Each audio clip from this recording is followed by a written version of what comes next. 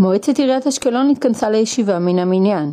את הישיבה כיבד בנוכחותו השר להגנת הסביבה אמיר פרץ, שקיבל אות הוקרה על התעקשותו להכניס את מערכת כיפת ברזל למערך ההגנה של ישראל בזמן היותו שר הביטחון. החלטת מועצת העיר היא החלטה שמסמלת ציון דרך מסוים ביחסים שבין עובדי הציבור לציבור עצמו. אני מוכרח לומר שהתודה היא באמת תודה ארוכת שנים, כפי שציין כאן ראש העיר. ואכן מועצת העיר, גם הקודמת, נתנה את ברכתה, וראש העיר בני וקנין נתן את האיתות הראשון, ואיתמר שמעוני משלים את המלאכה. אני שמח שאני יכול גם לשמש מכנה משותף. חברים, שני ראשי הערים.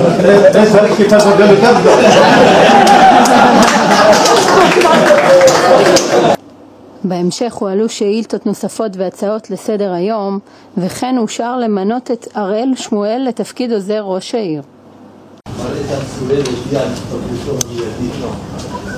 תודה לי כי הרקע להסתכלות הייתה תגובתו לדרישה שהתפטר בסוף השנה הנוכחית. בסופו של דבר איתן ביטל את כוונתו להתפטר.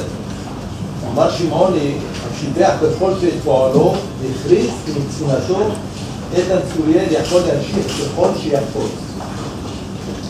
לאחרונה פורסם כי מר צוריאל בכל זאת לסיים את תפקידו בסוף השנה. השאילתה, מה היו חילוקי הדעות המקצועיים שבגללם התבקש בראשונה לסיים את תפקידו? האם זה היה על רקע סירובו לקבל חוות דעת חיצונית המנוגדת לדעתו? האם מבחינה חוקית ניתן לדחוק ביועץ המשפטי לסיים את תפקידו? בבקשה, צוריאל. העובדות המפורטות ברקע לשאילתה אינן נכונות. ראש העיר ביקש ממני להמשיך בתפקידי אך לאחר 31 שנות עבודה מאתגרות ואינטנסיביות. ביקשתי לסיים את תפקידי בעירייה, והמועד לכך יהיה בסוף שנת 2014 על מנת לאפשר לעירייה לצאת למכרז למחליפי בתפקיד. יש לך שאלה קטנה? בבקשה. אני לא רוצה להביך אותך, אבל העובדות, אני חוזר ואומר, העובדות שאתה טוען שהן אינן נכונות הן, עובדה מספר אחת, שלפני מספר חודשים הודעת על התפטרותך המיידית. כינסת, אתה סיפרת לי פה בפינה, שכינסת, רגע, מה הבעיה? אתה סיפרת לי פה שכינסת עובדים, שאתה מכנס אותה ומודיע על ההתפטרות. האם העובדה הזאת היא נכללת במסגרת התשובה על העובדות הלא נכונות? זה מספר אחד. דבר נוסף, לא, העובדה מספר 2.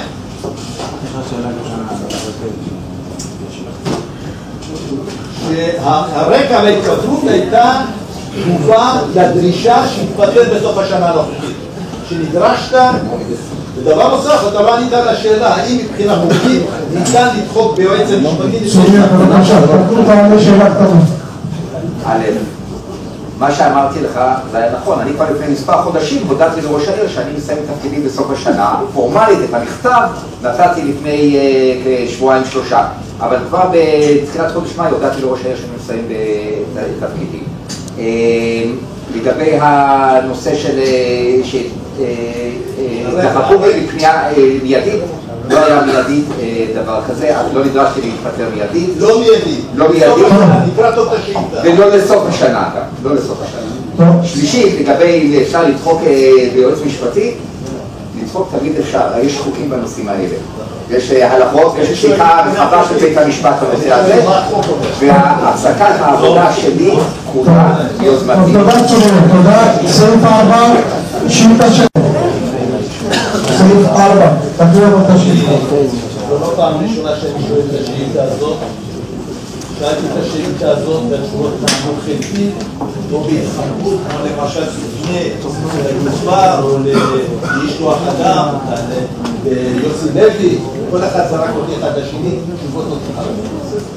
בוועדת הכספים שאלתי את אותה שאלה, שהיא אינפורמטיבית, מה היא אומרת? אני מבקש נתונים על התקורה, על ההוצאות.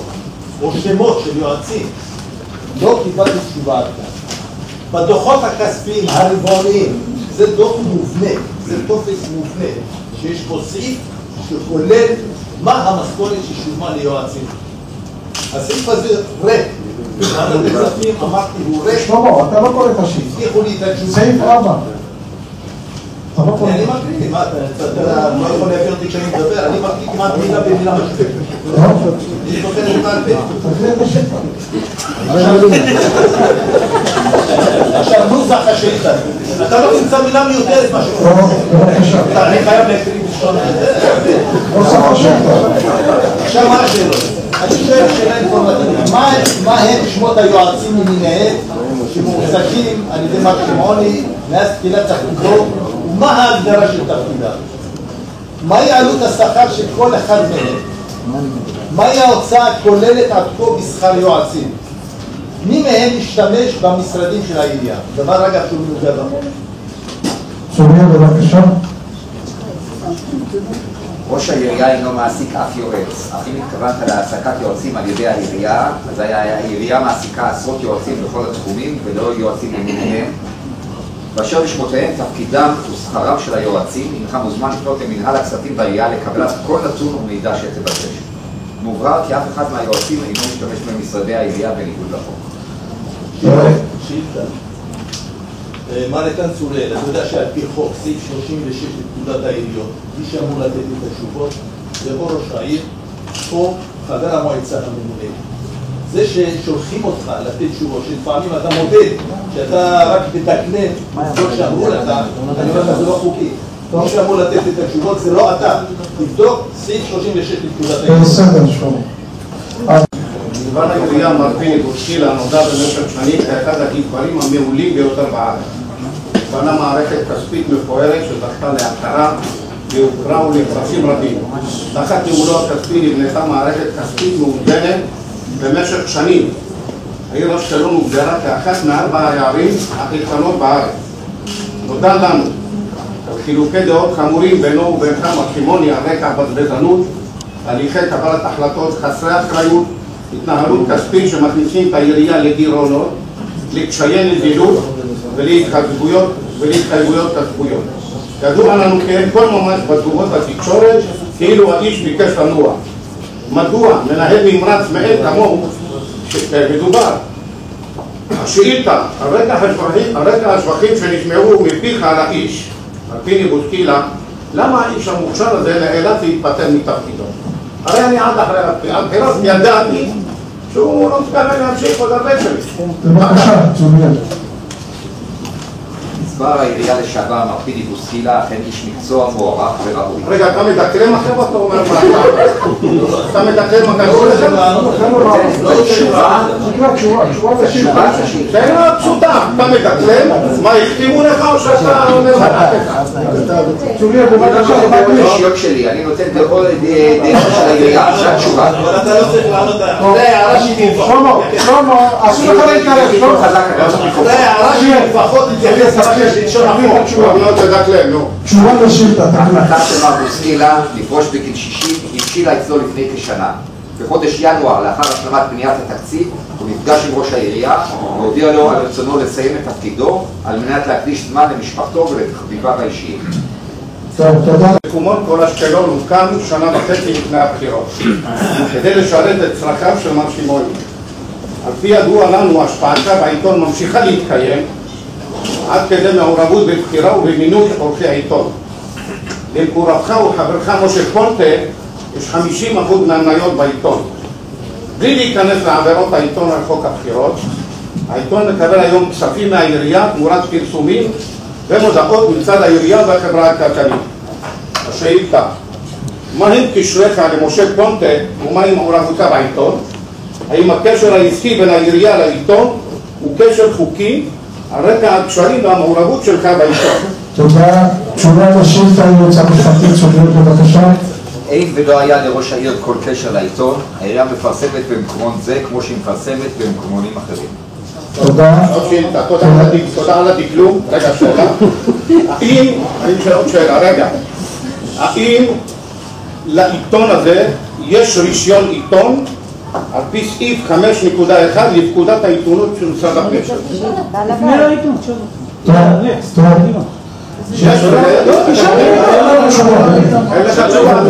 טוב. רבותיי, סעיף 7. על פי הידוע לי ועל פי הודעתך לתקשורת, תמר שמעוני, קיבלת תמיכה כספית ממר שופר עזגי. תמר שמעוני וחבריך לסיעה, אכן יצאתם בישיבת המועצה עקב ניגוד אינטרסים מדיון בישיבת המועצה שדן בהעלאת מואר של מאות אלפי שקלים בכספי התמיכה לקבוצה. גם נודע לנו כי הייתה לך מעורבות פעילה במשא ומתן לרכישת הקבוצה או זכויות הניהול, תוספת שלי, בתהליך גיבוש תנאי ההסכם. סקירה על הרכישה ניתנה במסיבת עיתונאים מיוחדת שבה על פי תלונות לא ניתן כאן נרחב להצגת שאלות מתבקשות. ככה אמרו לי עיתונאים, לא נתנו להם לשאול שאלות. ההצעה לסדר, להועיל ולהציג בפני חברי המועצה, דבר פשוט, שקיפות, את ההסכם ותנאיו, את התהליך לגיבושו, את חוות הדעת המשפטית לגבי חוקיותו, את עלות ההרפתקה הזו למשלם המיסים, את מקורות המימון להוצאה ואת הרציונל, אם יש כזה, מאחורי היוזמה התמוהה הזו. בבקשה, צוריאל, לתת תשובה.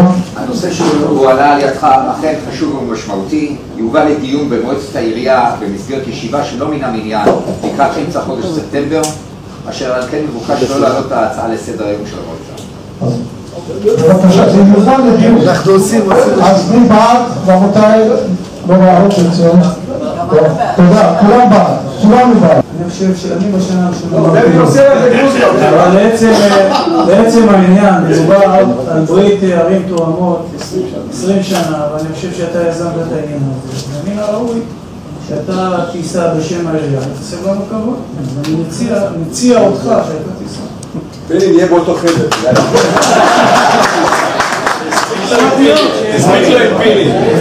רגע, אני רוצה להצחיק אתכם קצת הערב. מתי המשלחת הזאת יוצאת? בשביעי. מתי? בשביעי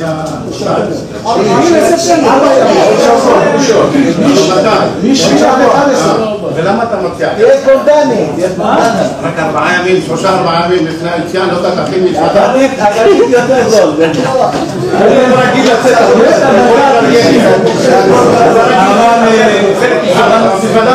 אני בטוח שאתה זה. בני, לא, באמת, בוא נצא, אני לא אומר את זה. מה? אני חושב שזה... אני חייב להגיד כמה מילים. רגע, אני צריך להגיד כמה מילים. אני לא יוצא, אני רוצה, אפי גדל איתי בשיכון דרומי. ואני לא יוצא כדי שהוא יהיה ראש המשלחת. אפי דווקא דרך אגב, הוא אמר, אין בעיה, אתה יודע מה, אתה יכול לשאול איתו באותו חדר. אבל אני לא מה... על פי הכללים של משרד הפנים, עיר בסדר גודל של אשקלון יכולה למנות 2 עוזרים לראש העיר. מבוקש עכשיו למנות את הראל כעוזר שני לראש העיר, בשכר שמפורט בסדר היום, בין 30% ל-40% משכר מנכ"ל, זה על פי הכללים של משרד הפנים. התקבל אישור עקרוני של משרד הפנים שאנחנו יכולים, ראש העיר רשאי למנות את העוזר השני בנושא הזה. הראל עבד בהתנדבות בתקופת המבצע כאן, הוכיח יכולות גבוהות, סרן במילואים אם אני לא טועה. מקווה שבאמת המילואים האלה לא יהיו. הוכיח יכולות גבוהות, ועל כן ראש העיר מבקש למנות אותו כעוזר שני. אין לי שום דבר אישי נגד שמואל הראל, אבל אני רוצה לשאול שאלה פשוטה. 2 למעשה. שאלה ראשונה, לפי מיטב ידיעתי הוא היה ממוקם בשימה, בסיעה שלכם, מקום 12 אם אני לא טועה. איתן, אני רוצה לדעת האם זה לא מהווה איזה מגבלה ושהוא היה מועמד? אני חושב שזה לא מהווה איזושהי בעיה, מכיוון שמדובר כאן במשרת אמון. העוזר של ראש העיר לא מחייב מכרז, זה משרת אמון, את ההגדרות של משרד הפנים. ולכן גם במצב כזה, גם אם יש קרבה איזושהי בנושא הזה, זה יירשם בפרוטוקול השורה שנייה. ודבר שני, תמר שמעוני, אני אומר לך, תראה, גם אם החוק מאפשר גיוס עוזר נוסף. לא, ביקשו אישור לך. ביקשו אישור. ביקשו. יש מה שנקרא חוק התפוקה השולית הפוחתת. ככל שאתה מוסיף עובדים, זה פוגע ביעילות. אין מה לעשות. עכשיו, שים לב, מנגנון הלשכה שלך ואלה שסובבים אותך הוא מנגנון מנופח. מלא, הייתי מרגיש הייתי רואה פה איזה יעילות. אני רואה בעבודה שלכם הרבה פעמים שיד ימין לא יודעת מה שיד שמאל. הרבה פעמים, באמת באמונה, שאלה תפקידים ותפקידות את אחד. פונים אליי אנשים, זאת אומרת פונים אליי באיזה קביעת דיון, אני רואה שלא הבינו, לא יודעים שדיון נופל על דיון, נופל זה כבר נדחתי. בקיצור, אני לא רואה פה את התרומה של אותו ניפוח מנגנון, צריך לבדוק, לייעל אותו, יכול להיות שיעור, יכול להיות שהבעיה היא דווקא הניפוח הזה. לא, שלמה